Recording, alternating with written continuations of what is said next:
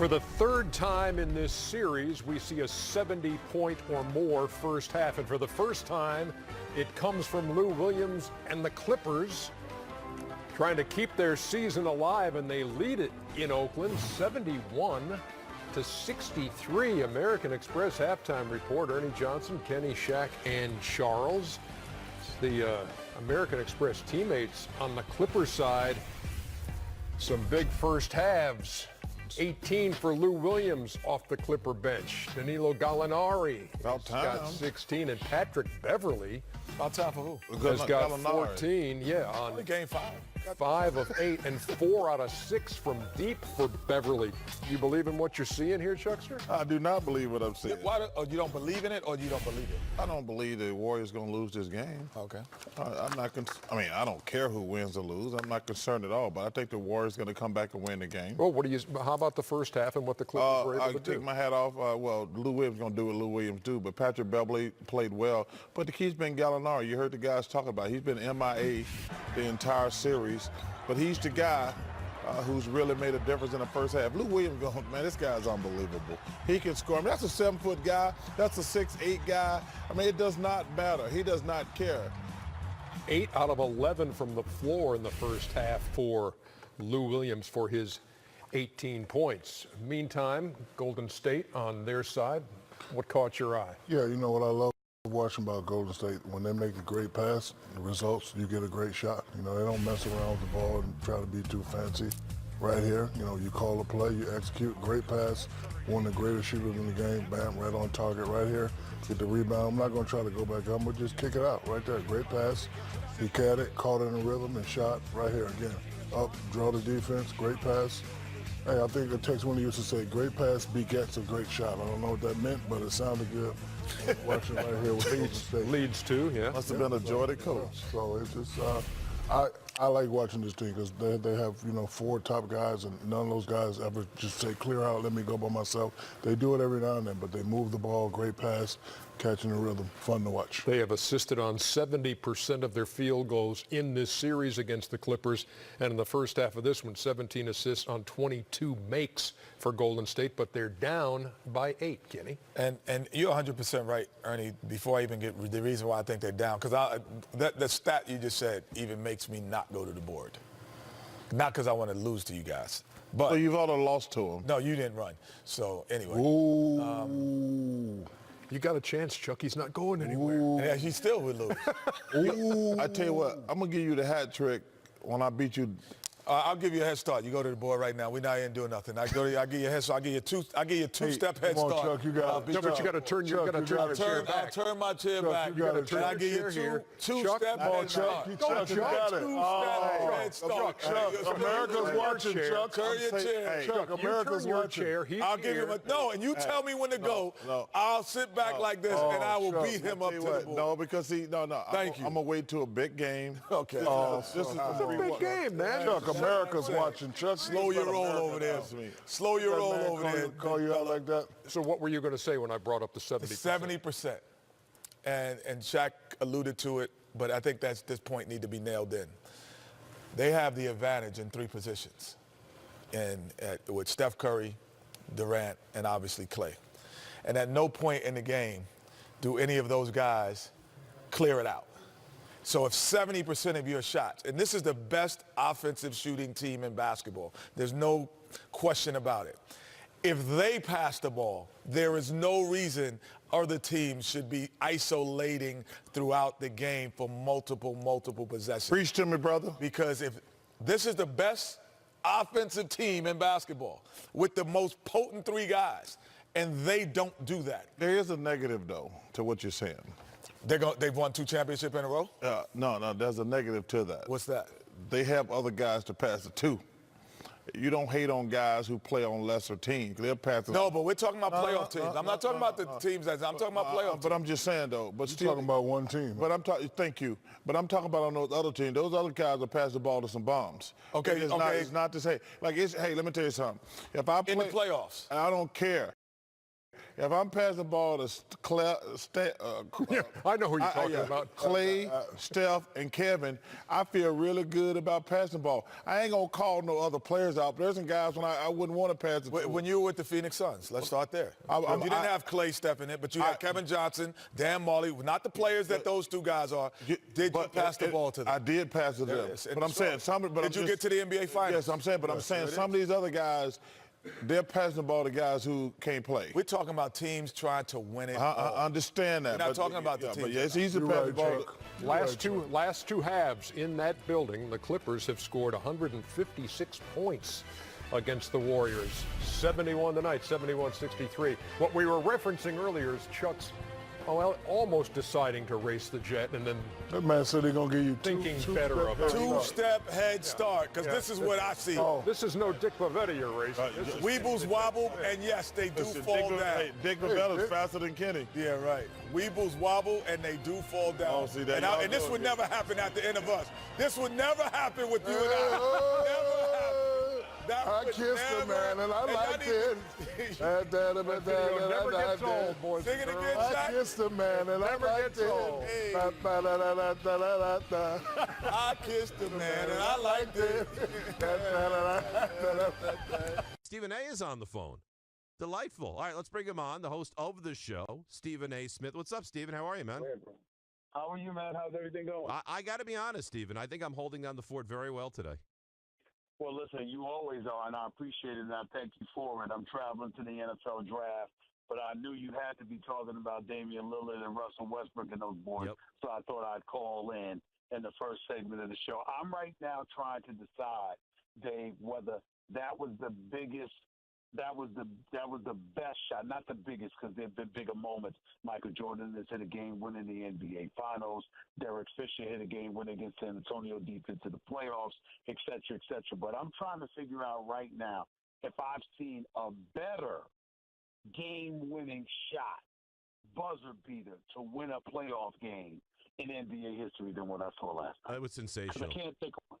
Yeah, I think you're right. It was sensational. And the thing is, he did it against, and don't you agree, and I started the show by saying this, he's underrated. Like, as great as he is, he doesn't get the conversation, Stephen, that I think he deserves. He is a great talent. He's elite. He carries that team. He's a wonderful player. And honestly, as much as we talk about so many of these guys in the NBA who deserve a lot of love, I think that we do not include him as much as we should with the great players. We have to. I'll go a step further. You know, I interviewed him for my for my Sports Center special about a week and a half ago, and he and I had a lengthy discussion while we were in L.A.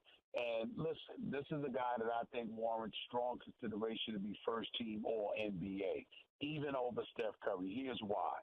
Steph Curry averages 27. He averages 25.9. 26 points a game, 7 assists per game. He doesn't shoot 47% from the field like Steph Curry does. He shoots 44%. He doesn't shoot 43% from three-point range like Steph Curry does. He shoots 36%. But he asked the question, and I'll ask it for him. Who has done more with less? No one. And that is what I think we've got to come to that conclusion. When you look at Steph Curry, you know, debating with Max earlier today, I'm like, Steph Curry's phenomenal. He's the greatest shooter I've ever seen. But it does help that you have Klay Thompson and Kevin Durant. And it does help that you have a point forward who's incredibly cerebral as a basketball player in Draymond Green as a point forward that gets underestimated. And a system designed by Steve Kerr that also helps you. You're Damian Lillard. You played 96% of the games in your career. You've only missed 24 games in 7 years. You played 80 games this year. You're the number one option. Everybody knows it. You've had to play games without Nurkic. You've had to play games without C.J. McCollum. And you have done what this man has done and averaging what he is averaging and leading them to 53 wins in the season and giving them back-to-back number 3 seeds in the Western Conference. And, oh, by the way, 6 playoff game winners in NBA history. 2 of them were by Michael Jordan. Another 2 was by Damian Lillard. At some point in time, when do you look at him, at least for this season, and say, excuse me, He doesn't deserve to be first team All NBA this season, where you consider what he's had to work with, what he's been working against, with CP3 and James Harden in Houston, with the big three in Golden State, with Russell Westbrook and Paul George in Oklahoma City. At some point in time, you do have to ask yourself, what does this man have to do to make first team? Yeah, he really is amazing, and today would be the day that you would pile all the accolades on him. But, you know, we watched the other night. James Harden goes 3 for 20. I think misses over. He was over his first 14 or 15 or whatever the number was, Stephen A. And you think to yourself, if Lillard ever gave you a game where he was 3 for 20, they'd probably lose the game by 27 points. That's right. I mean, when Max is making the case this year, well, you know what? Even without Steph Curry, the Golden State Warriors haven't been what we thought they would be. Well, what would the Portland Trailblazers be without Lillard? They'd be nothing. They'd be terrible. They'd be one of the worst teams in the league. Absolutely. So I just think the time has arrived for us to look at him and to look at him considerably differently than we have looked at him. And also ask ourselves this question. If Lillard were playing in L.A. or New York, what would we be saying? Oh, my God. I mean, you know the Knicks as well as I do. If he played on the Knicks, the city would – there's passion and emotion around a 15-win, 17-win Knicks team. If Dame Lillard played for the Knicks, you'd put statues up around New York about him, for him. He's that good. I gotta tell you, I look at him right now, and listen, he's often stating he doesn't want to leave Portland. He loves it there. He's not thinking about going anywhere. Everybody needs to get over it. But what I was shocked by last year is that I asked him to hypothetically entertain, just for my edification. Yeah, I know you don't want to leave Portland. I know you're not going anywhere. But if you had a choice to pick between the two, what would you want, L.A. or New York? L.A. with LeBron or the New York Knicks? At that time, Dave, he actually told me the New York Knicks. He said it would be New York. The challenge of New York, of resurrecting that franchise. I don't run from that stuff, and I never will. That's what he said at the time. He said, but you can dream on because I'll never want to leave Portland. Well, they got you can't even see a diamond in the rough anymore. I mean, he is a bona fide absolute superstar. So let me ask you this. When you look at OKC, and they were favored in the series. I mean, a lot of people, say, well, Portland was the better team and they had a home court. But in Vegas, Oklahoma City was the favorite team. How disappointing is this season to lose again in the first round for them? It's incredibly disappointing on several levels. Number one, since Kevin Durant has left, they haven't won a first-round series. They haven't even won a road playoff game. Kevin Durant lost his last 3 road playoff games against Golden State in that series before he departed.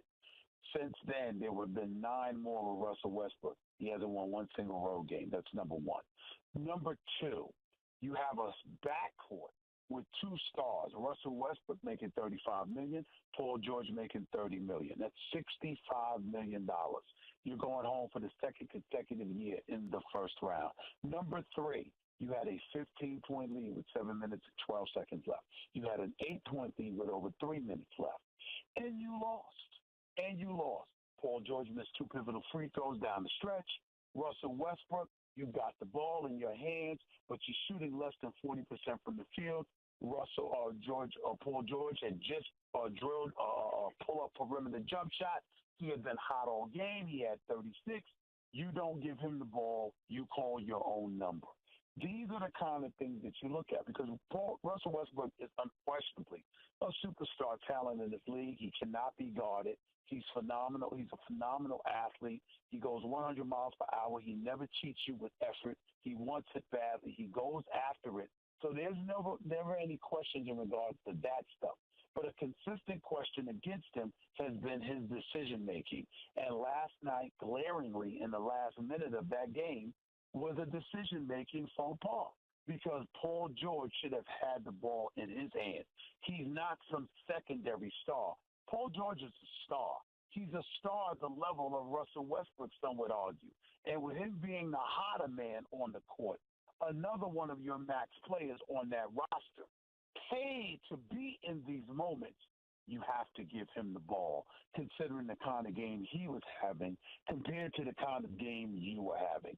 And the fact that wasn't the decision, that Russell Westbrook and or Billy Donovan did not make is going to be something that comes down on the shoulders of Russell Westbrook, whether he likes it or not.